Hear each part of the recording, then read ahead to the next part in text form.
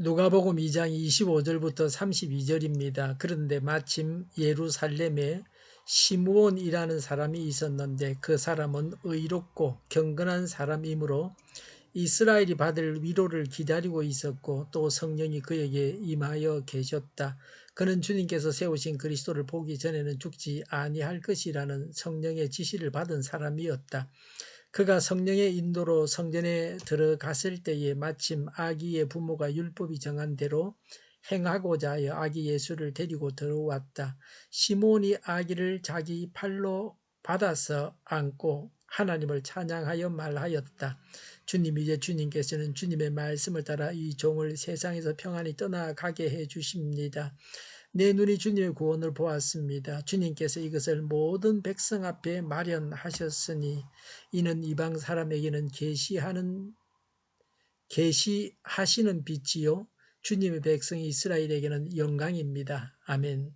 시몬은 어떤 사람입니까? 25절에 예루살렘에 시몬이라는 사람이 있었는데 그 사람은 의롭고 경건한 사람이므로 이스라엘이 받을 위로를 기다리고 있었고 또 성령이 그에게 임하여 계셨다고 했습니다. 시므온은 첫 번째 의로운 사람이라고 했습니다. 외적인 생활이 율법에 충실했습니다. 두 번째는 경건한 사람이라고 했습니다. 내적인 성품이 하나님을 경외하는 겸손한 마음을 가졌습니다. 세 번째, 시므온은 메시아를 몹시도 기다리고 있었습니다. 이스라엘의 위로는 메시아가 오셔서 받는 복입니다. 네 번째, 성령이 그에게 임하여 있었습니다. 성령의 계속적인 임재 속에 살았습니다. 이것이 예수 그리스도의 부활 성천과 오순절 성령 강림 사건 이전에 있었던 일입니다. 오순절 이후에 신약의 성도들이 성령님에 의해서 인도하심을 받은 것과 같이 구약시대의 경건한 성도들도 성령님의 지속적인 임재를 느끼면서 생활을 했습니다. 26절에 그는 주님께서 세우신 그리스도를 보기 전에는 죽지 아니할 것이라는 성령의 지시를 받은 사람이었다고 했습니다. 성령의 감동으로 살아생전에 메시아께서 오시리라는 것을 알게 되었습니다. 대화를 통해 하나님의 응답으로 지시를 받았습니다. 오늘날도 하나님께서 자신을 열어 보이시는 특별한 은혜를 받은 사람은 시므온과 같은 사람입니다. 시므온을 향한 약속의 성취였습니다. 27절에 그가 성령의 인도로 성전에 들어갔을 때에 마침 아기의 부모가 율법이 정한 대로 행하고자 하여 아기 예수를 데리고 들어왔다고 했습니다. 성전은 성소와는 달리 성전군에 곧 성전뜰을 말합니다. 율법대로 장자를 하나님께 드리는 헌신례였습니다. 28절에 시므온이 아기를 자기 팔로 받아서 안고 하나님을 찬양하여 말하였다고 했습니다. 성령님의 계시로 아기 예수님이 메시아이심을 알아볼 수 있었습니다. 시므온의 찬양입니다. 29절에 주님, 이제 주님께서는 주님의 말씀을 따라 이 종이 세상에서 평안히 떠나가게 해주십니다 라고 했습니다.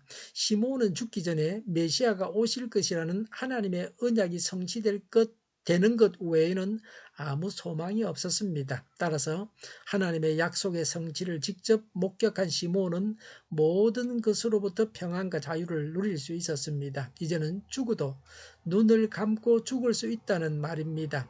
성도의 죽음은 죄로 찌든 육신의 노예 상태에서와 일생의 긴 임무에서 벗어나는 것이라 할 수 있습니다.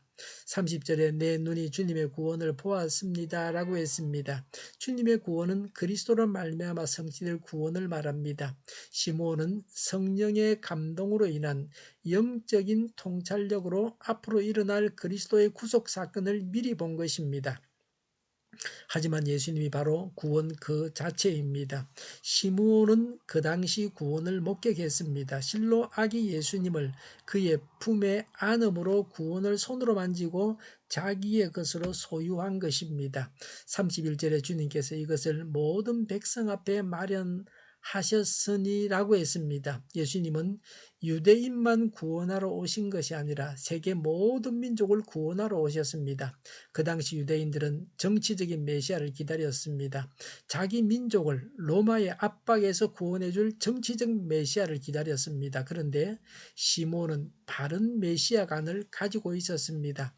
32절에 이는 이방 사람들에게는 계시하는 빛이요라고 했습니다. 복음의 세계적인 확장과 구원의 보편성을 노래합니다. 빛은 전혀 소망이 없이 어둠에 거하는 자들에게 구원과 생명을 가져다 주실 그리스도를 가리킵니다.